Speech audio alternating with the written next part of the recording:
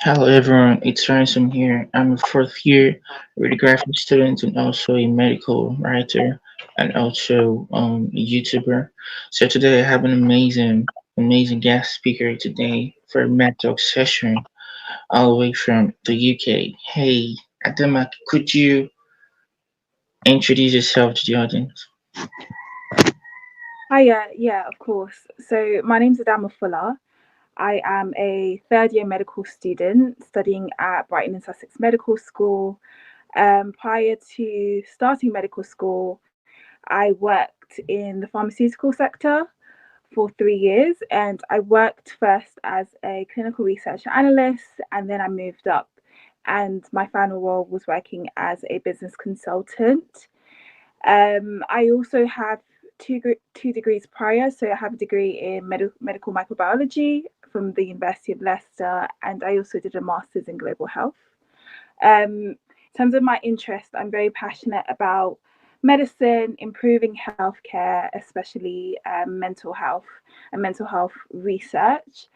Um, I am also very passionate about just reducing health inequalities as well. This has stemmed from my master's in global health and development. And yeah, that's just a little bit about me. Amazing.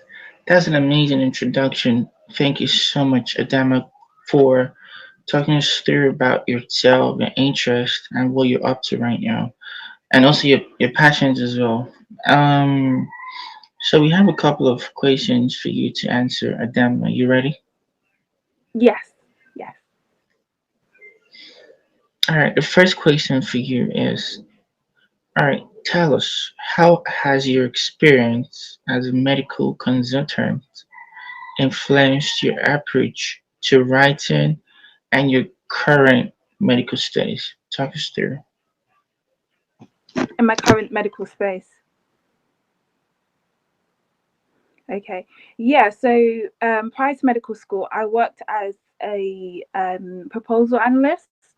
So this meant that I was in charge of writing proposals for biopharma companies such as like GSK, so GlaxoSmithKline, Abbott Laboratories, just to name a few. So I was working in the sales division, and we would have to kind of pitch, um, like send a pitch. So talk about our company, the services that we provide, and then I would also be involved in drafting like a budget for their studies as well. So it kind of gave me an insight to how pharmaceutical companies like do things and just their approach to writing. Obviously, their writing was more focused, like was more sales orientated, and was more like descriptive because we were providing information to these companies so that they can choose us over like the other clinical research organizations for their study. In terms of my writing, so um, right before medical school, I had a blog. So I was basically writing about my experiences on just careers, how I got my job um, in the pharmaceuticals, and then just kind of also like providing advice to my audience and just talking about my experiences. So I would say it was more, the writing style was more documentative than like persuasive. But it's definitely helped me in terms of just how I structure like my writing, and then just thinking about what the audience want to hear, and um, just making it more tailored and personalized to the people that are reading it. I would say that it's definitely fueled my passion for writing even more, and yeah, it's just given me the tools to be able to kind of thrive in terms of blog writing. Mm, mm, mm, mm. Amazing, amazing. So it's amazing that you shared your experiences, as a medical consultant and what it has influenced you, during your approach, in writing and your current medical studies. So before we proceed, with the next question, I have a couple of questions for you before we proceed to the next question for you. I overheard you saying that you have two degrees already before you proceeded to studying medicine, right? So I want you to tell me your prior Yeah. required bachelor's degrees. For instance, you had a bachelor's degree in microbiology. So those two prior degrees you've earned, you know, how has it improved? How has it helped you, in your medical studies currently, Dr. Yeah, that's a really good question actually. So my first degree in medical microbiology, that was really science focused. So I learned about like biomedicine. I learned about like how experiments are carried out in the lab. Um, so yeah, it definitely helped to give me that foundation for medicine, because when you go into medical school, you do have modules on, for example, like pharmacology, seen anatomy and biochemistry, microbiology. So when I was doing these modules, it reminded me so much of my first degree, and therefore I didn't really. It made it easier, um, like to transition, and to just like pass those modules. And also, I would say my degree in microbiology was really good, because how they kind of test you is they get you to write essays for like different questions. So, for example, for my virology module, they'll ask about a specific virus, and you have to talk about like how it affects like humans. So we would write like an essay, and I got really used to different topics. Haven't at the moment, because I'm going into my third year of medical school. I haven't focused too much on health inequalities, to be honest. But I know when I start doing my modules on like tropical diseases and stuff like that, I will be able to use that my master's degree more.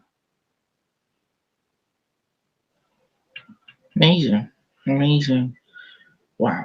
Thank you for talking us through on how your prior degrees in medical microbiology has influenced you with, your current medical studies, which is amazing stuff. Thank you so much for talking us through. So that brings me back to the next question for you. So, what made you to switch a career in health consulting to study medicine, and how do you see these two fields intersecting, Dr. Steer? Yeah, that's a really good question. I would say that um, working as a healthcare consultant is, yeah, it is really good, and you kind of see the business side of medicine. It's very business focused, because obviously you're trying to make a profit, right? And but at the same time, you want to make sure that the safety is there and the efficacy is there, that you're making effective drugs, but then also like you're making a profit, from these drugs as well. But it's all done in an ethical manner. Um, yeah, so I would say my career as a healthcare consultant made me see the business side of medicine, and how it intersects with my current medical studies. I would say that it's definitely given me like a business mindset, but I would say like I always cared more about the patients than anything. That's why I chose to do medicine, because I care about people. I want to learn about, people's backgrounds and why they're in hospital, and how, like, what I can do to help them essentially. That's always been my focus, like even before med school. um and I know obviously our healthcare system is very patient focused. So we have the NHS, and the patient is always right, and we need to kind of tailor our services to the patients. um I would say that, you know yeah, it's I think the healthcare consulting background would be very helpful if I wanted to go into that field, like after medicine. Like, for example, if I wanted to work for like a consulting company such as Boston Consulting Group, or McKinsey. Like, I think it would be really helpful then, but I haven't thought that far ahead. And obviously, if I wanted to practice medicine in another country, for example, America, it would be helpful. But I think in terms of the NHS, because of how the healthcare system is, it's more patient focused. I think that the business side of things does take a backseat. Hmm, hmm. Well, I got really interested when you said about you're really passionate about helping people. That was the reason why that intrigued you. That the reason why intrigued you to pursue a career in medicine, which is an amazing stuff to do. And thank you so much for talking us through about the intersection between medicine, and the background in health consulting, which is an amazing thing you shared right there. And I believe that the audience now know the reason what made you to switch from a career in health consulting to study medicine, and how you see this two amazing fields intersecting. So that draws me to the next question for you. So can you share some strategies or techniques you use to balance the demands of being a medical student with your writing work and mental health advocacy? Talk us through. Yeah, I would say time management is definitely up there as a key skill. It's definitely something that I've gotten better at over the time. So just kind of knowing what my week looks like and trying to kind of schedule in time, to obviously study, to obviously, do my still keep up with my hobbies, and also, be involved in projects that I'm passionate about, such as mental health. So just staying on organized. So I have a calendar both on my phone and also a book as well, which I write all everything that I'm doing in a day or in a week. And I just try and get as much things done, but also schedule time for breaks. So I like to go to the gym. I like to keep up with my friendships. So like reach out to friends and go for coffee and stuff. So all really important in just, I guess, um just making time for myself, and then also being able to function and keep up with medical school and keep up with all the extra stuff that I do on the side. Another skill is communication. So I try to be very, very open in my communication with people, and to just let them know kind of like where I'm at in terms of the things that I'm doing, how I'm feeling, and yeah, it's just communication is just a very good skill to have, and just to be able to listen to other people. And it's definitely helped me, like improving my listening skills has helped me to kind of get ideas from other people, because you don't know it all. That's what I've learned. Like, no matter how much you think you know it all, like there's always someone that you can meet that can add value and knows a bit more about your field, about what you're doing, than you. So it's really important to just listen to people and just get ideas from them um, every so often. And then lastly, another important skill I would say is just to network. So healthcare consultancy really helped me with that, because every I would say like nearly every day we would have some sort of a social event like downstairs, and we will get to meet other colleagues in other department, and we'll just talk to people. You're always talking to people, because at work you have meetings, and then you're either talking to clients or you're talking to your co-workers within the same team, and then you have social events and you're talking to people. So definitely improved like my networking skills, and just having the ability to speak to somebody that I wouldn't normally speak to if I saw them like randomly on the street. So yeah, I would say like networking is really, really important, and especially when you want to do like your own projects, and you're thinking, okay, for example, I need a graphic designer, I need someone that can build a website, I need someone that's good with social media, and just being able to kind of utilize the people like that you know, or people that you know, that, and just reaching out to them and saying, oh, do you know somebody that can do this and that? Yeah, it's really important to be able to network. So yeah, I would say those are my top 3 skills. Hmm. Wow.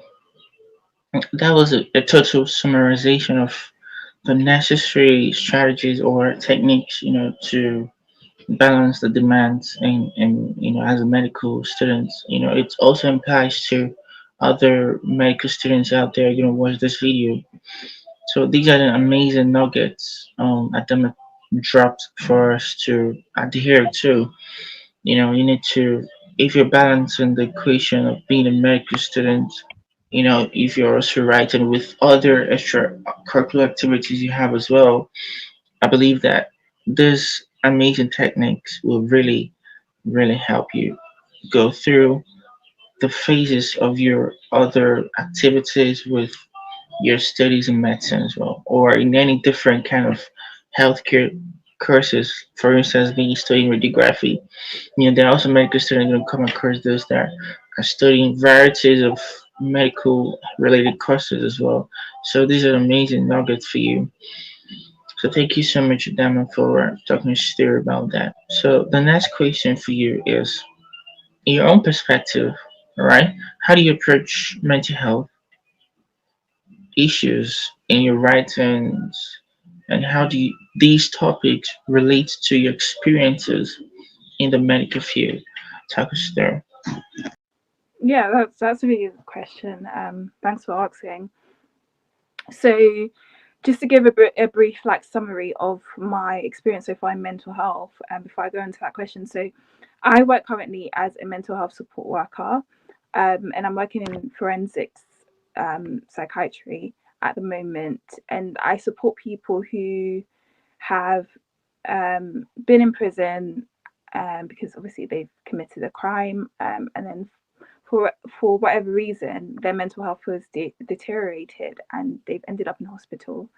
So I'm a support worker for that, but I've also worked in um, other areas of mental health. So I've worked with child and adolescent, helping patients with like eating disorders, depression.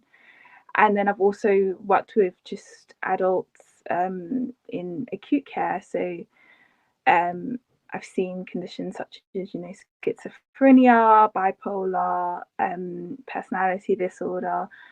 And yeah, I've been working in that field for the past 3 years now, and I do also, that's another thing that I juggle with my studies. So I normally work on the weekends in those hospitals, and then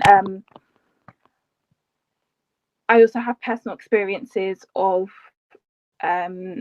just family members and friends experiencing having their own like battle with like mental health as well, and just supporting them.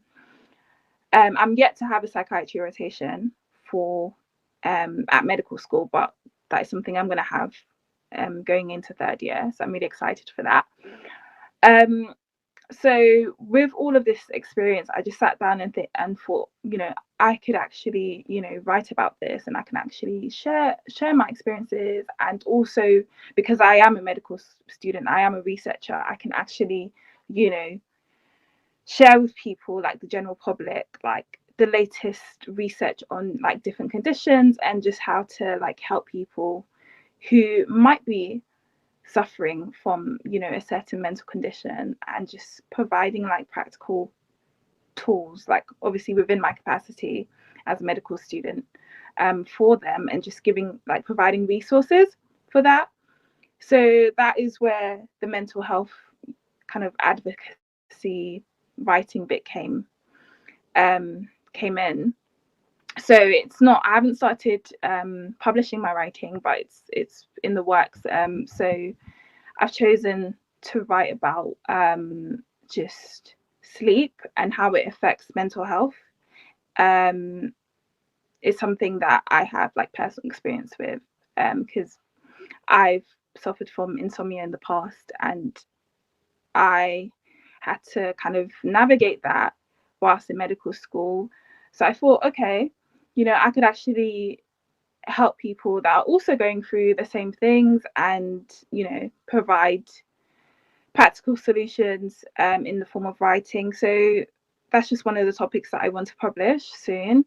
And then I also want to write about schizophrenia and drug-induced schizophrenia, because I know it's something that a lot of people, a lot of youths are experiencing at the moment, like especially cannabis-induced schizophrenia. Um, so yeah, that's something that I'm hoping to publish soon. Um, I'm involved in a American organization called the Christian Mental Health Initiative, and um, I've just been helping them basically with the planning of the events, and also the social media side. So they're just an organization that basically provides information resources to people living in America that are experiencing mental health issues, and they provide like virtual talks. They actually go into churches, and they give talks on mental health, which is just amazing. So I'm actually part of that team, and do a lot of mental health advocacy through that as well. But yeah, I would say, like, speaking like for myself, I definitely do want to publish my blog focused on mental health, and just essentially just spread the word about the different mental health conditions, and provides practical solutions for people that may not necessarily have access to the resources. Yeah, so that's basically Hmm, it in a nutshell. amazing. We're waiting for you to publish that because it's going to help a lot of people as well. Fixing a lot of things that are related to mental health. And so there are so many varieties of mental health ailments, that people, face, go through. And it's amazing to hear that you've faced one or two things in the past. That's a prompting for many, because you've experienced that. That gives you more leverages to put in the work in what you're doing, so that people won't pass through what you faced in the past when you suffered insomnia, like you said.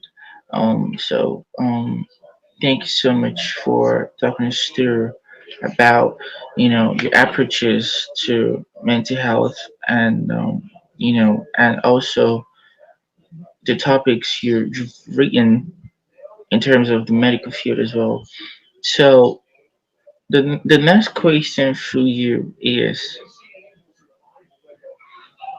okay, so what challenges have you encountered in advocating for mental health in the healthcare system, and how do you think you can overcome them in your own perspective?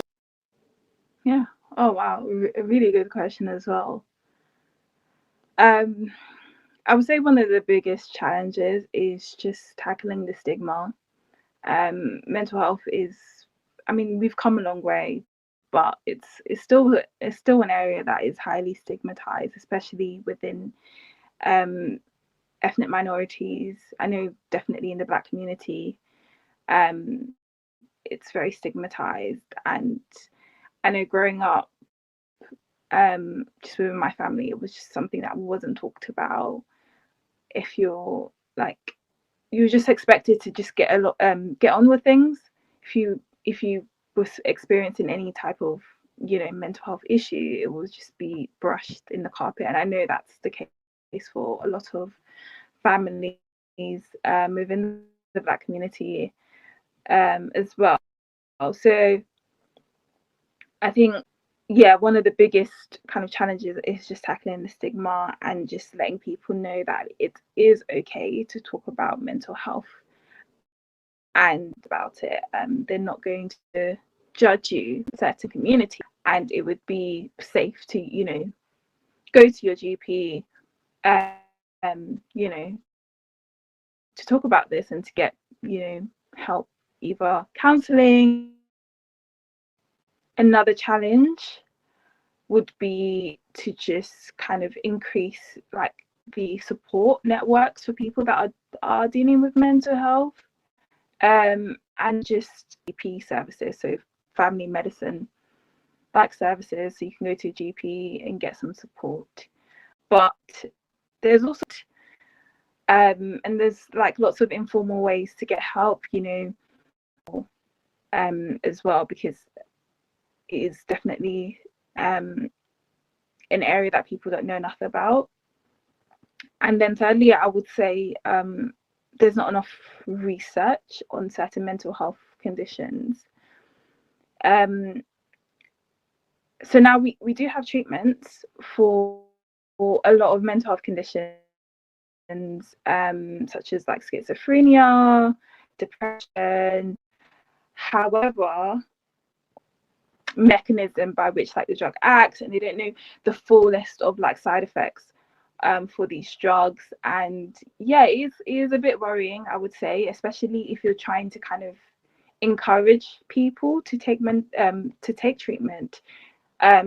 One of their worries is that they don't know how the drug is going to affect them in the future, and they don't feel they don't trust the healthcare system enough to kind of take the drugs they'll prefer to go without, even if they really, really need them. And I think that we still have a big kind of area to tackle in just like improving the research, and just obviously having the funding to do that is another issue. So yeah, I would say those are the main three. Amazing, Adama. That was amazing. Like, thank you so much for talking us through about the challenges you've encountered, while advocating for mental health and, you know, in the healthcare system, and how you think you've, overcome them, because there are a lot of, you know, mental health issues out there is paramount to people. And it's amazing that you're trying like advocate for mental health. And I know in the process of advocating for mental health, you've faced a lot of challenges which you pointed out. And it's amazing that you're trying like overcome all these challenges as well, and also keep pushing as well. And I'm wishing you all the best in all your endeavors in advocating for mental health in the healthcare system. And I believe that the audience are really very proud of you in in advocacy in mental health, and wishing you the best as well, and just keep pushing. Wish you the best. So the last question for you, Adama, is how do you see the Thank role? you. Yeah, no problem, no problem, no problem. You deserve it. You deserve it, because it's not really easy to advocate for mental health because there are a lot of burnouts, happening for advocates in mental health. But it's amazing that you stand strong in that process, which is amazing. So the last question for you is, how do you see the role of storytelling in improving patient care and knowledge in the medical field? Tell us. Yeah, you've given me like such good questions the whole interview. But yeah, this is definitely one to think about. Um, so I personally like storytelling. I feel like it is an effective tool in just getting ideas across. Just making storytelling is obviously very personal, and if it's done in the right way, it can change lives. Um, I feel like as humans, something dealt with the challenges that they faced, and how excellent tool within healthcare to use, and can definitely improve lives. Yeah.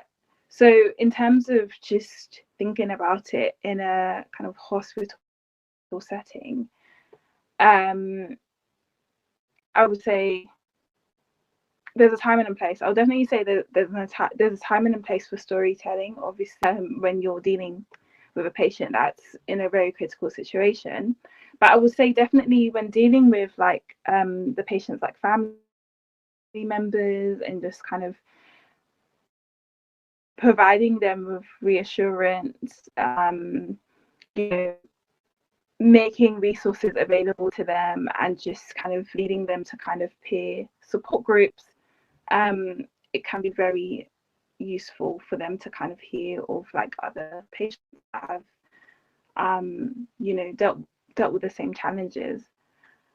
um I would say that storytelling is very effective, especially when it's done in the form of writing. And just, I know a lot of people when they're sick, they do go on Google and they start typing their conditions, just to see, if there's other people that are also going through the same things. And it can be very, very just reassuring for them to know that, there is a solution, and just reading about what other people have done. So I feel like, yeah, there is a place for storytelling. If it's done well, it can be really good. However, it can also be done really badly. Obviously, everybody's story is personal, and just because someone's tried something, or someone's taken like a particular treatment and it's worked for them, it might not work for you. So you just have to be very careful when it comes to kind of reading other people's story, and also telling your stories. You don't want to kind of tell people that there's like a one solution that fits all. So you have to be that it's really realistic, but you're also kind of engaging with your audience as well. I do agree. Thank you so much, Adama, for being an amazing, amazing guest speaker thus far. And thank you so much for answering these intriguing questions, for the audience to get more enlightenment. And so we've come to the last question, and before we wrap up this session, what are your last words for the audience before we wrap up this? Do you have any last word for the audience? Any encouragement for the My last audience? words would Or be to anybody watching this: just whatever you're doing, whatever,